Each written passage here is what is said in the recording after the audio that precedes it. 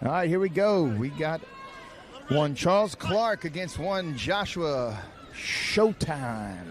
Mr. Showtime Dunbar. Whoa! Clark coming out quick with a bunch of jabs and a right hand. Dunbar goes for the takedown. He's got him pinned against the wall here. Clark slips that underhook in there. It's preventing the takedown. So you got, not for long, though. Even with the underhook. Definitely was able to complete that takedown. Got the knee on the shoulder. Got to watch the triangle, but he's isolating that leg, so he should be okay. Actually, it might solidify his pass if he wants to move to that side. Joshua even has Mr. Showtime on his shorts.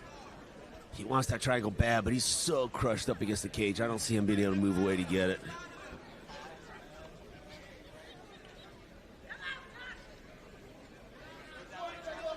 I don't know if he gets that ankle free. Yeah, he stepped over the leg. He's controlling that leg, really pushing down on that side to prevent that triangle.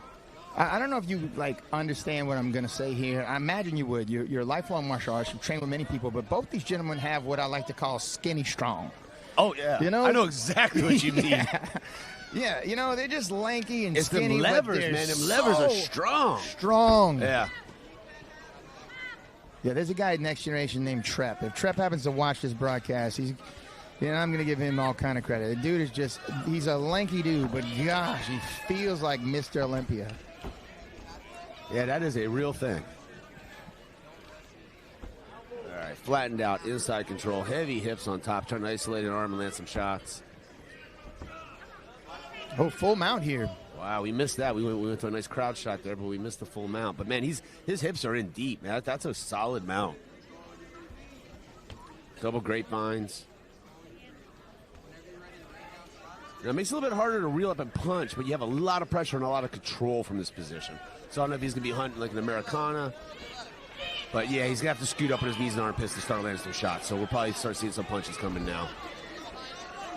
Doing the right thing, roll over. Now, that high mount makes it a little bit harder for the choke. He's got he's got it, though. He's got it. Oh, yeah, he's got him flattened out, Mike. Look, the legs are up in the air. That's Oh, yeah. He got to a side, though. He got to a side. Great defense. That was not looking good there for a minute. Dude, great job by Charles Clark, just to kind of stay composed in that position and slide out. Legs back in there. That was an excellent job because when your hips are isolated that, your legs go up in the ground, up in the air, it's usually about over. But when you're skinny strong, you find a way out.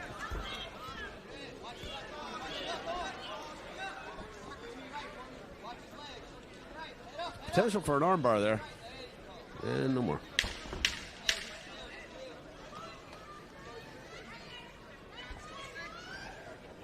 Well, it looks like we're going to see round two. It was a very tight exchange here of grappling between these two men. It'll be interesting how they come out in the second round because, it looked like Charles there. He came out very quick with some striking, some very fast jabs, then an overhand right. And then from there, we saw Dunbar kind of take it to the ground, And what we saw was just, a display of two men who, enjoy grappling. There it is again, a bunch of jabs. And, like I said, Joshua Dunbar immediately went for the takedown and gets the fight to the ground. He actually powered through a lot of things that should have made it hard to get a takedown. He had underhooks, but he still powered through it. There was a threat of a triangle, but he pressured through that. Got a good mount, grapevines, back pressure. He definitely had solid pressure and solid dominance on the ground, and it was his opponent's aggression that made that takedown happen. So a little more composure, a little more feeling out in the second round may make it a little bit different, but the measure on the ground was pretty obvious. Yeah, Joshua Dunbar seems like the type of guy who's just frustrating to roll with. Right. When you're on your back, and you're trying to, Nothing's easy. Yeah, you can't pull an arm over, He seems like a guy who just has tremendous pressure, strong hips. Yeah. I mean, he's really displaying it there. All right, here we go. So we're on our feet now. Dunbar with a little switch roundhouse, then one to the head. There's like a little lag in it. There we go. Ooh. There we go. We're live again. Deep on the hips again. Same thing. Using that aggression against him, getting the takedown, and we're going to see a lot of that pressure. Here we go again. Oh, wait, he's going for a Kimura. Got a Kimura grip. Maybe turn into a sweep. Possibly would be. If he can get on top, it could change the story a little bit. If he scoots his hips towards the head and then rotates that arm to the back, he can maybe turn it into a sweep. But he's fighting some very good pressure, some very heavy hips.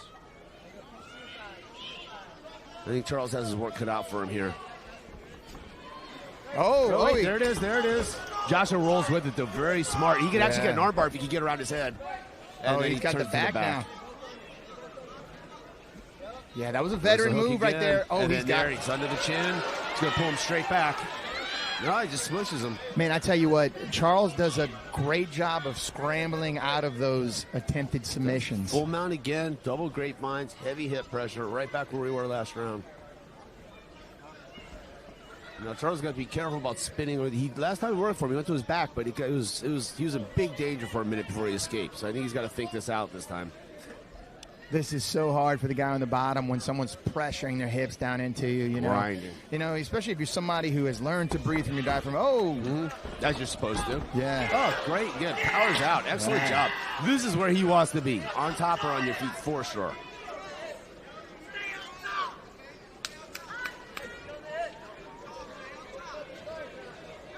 Closed guard.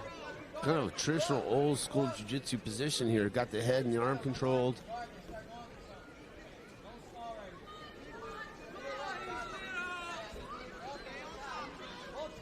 So Charles is going to make something happen here. Eventually, Josh is going to start throwing up offense just like that. What a beautiful triangle. There's an armbar there if he wants it as well. He's got a good angle on the neck. I don't know if he's getting out of this triangle.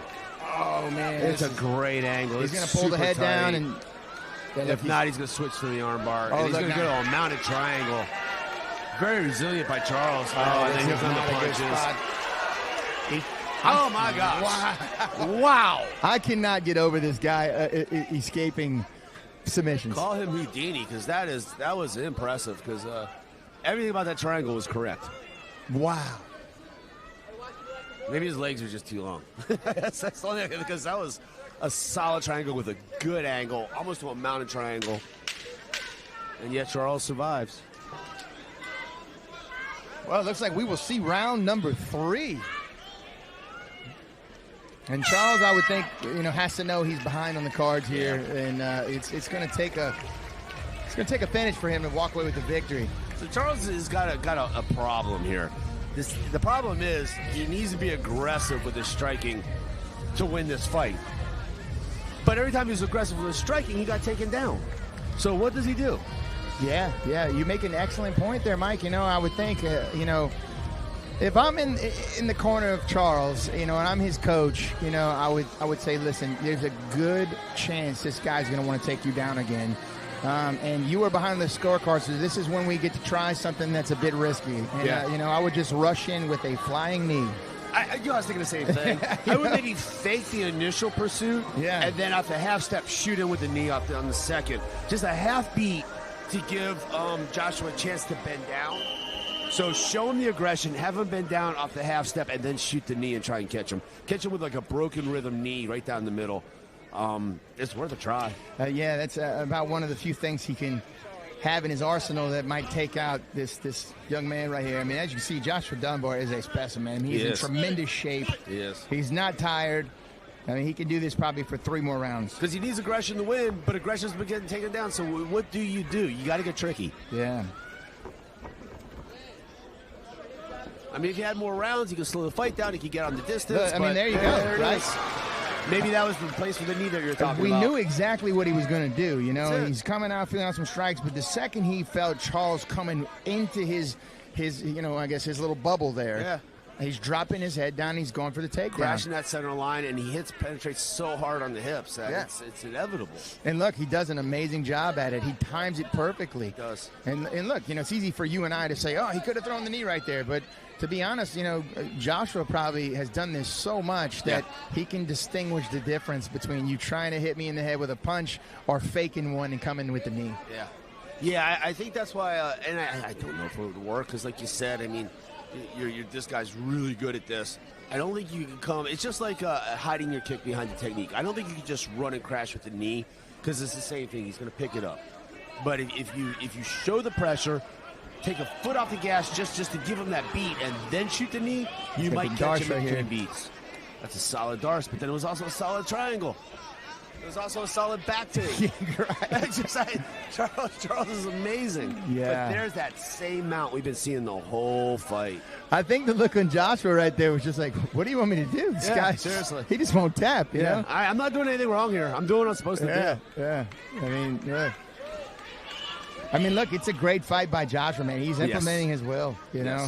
And whether or not he ends up with a submission here in round number 3, he's certainly ahead on the card. So if he wants to ride this out, he certainly can. And that is some of my favorite jiu-jitsu. When you know exactly what the person's going to do and you cannot stop it, that is a high level.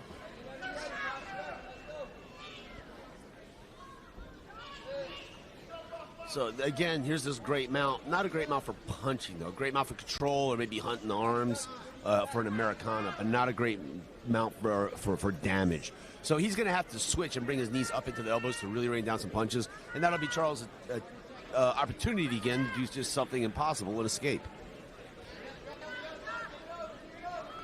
Head and arm.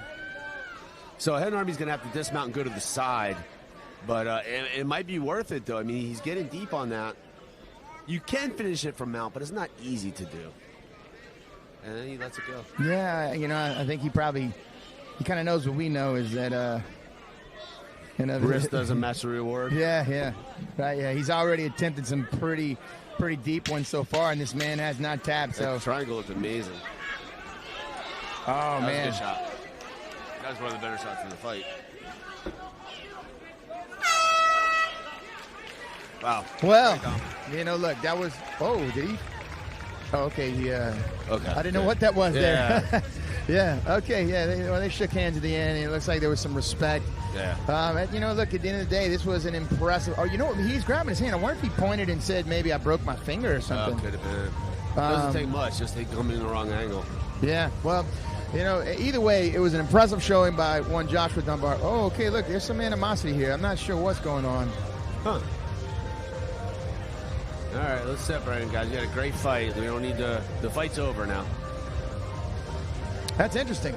Yeah. Okay, yeah. Look, maybe there's more to this fight than you and I know, but you can't always hear what's being said by the cage as well, or what happened before even. I mean, that's possible. So. Yeah. But you know, guys, a great fight. Everybody showed it. You know, everybody's out pretty much safe. Let's leave it at the cage.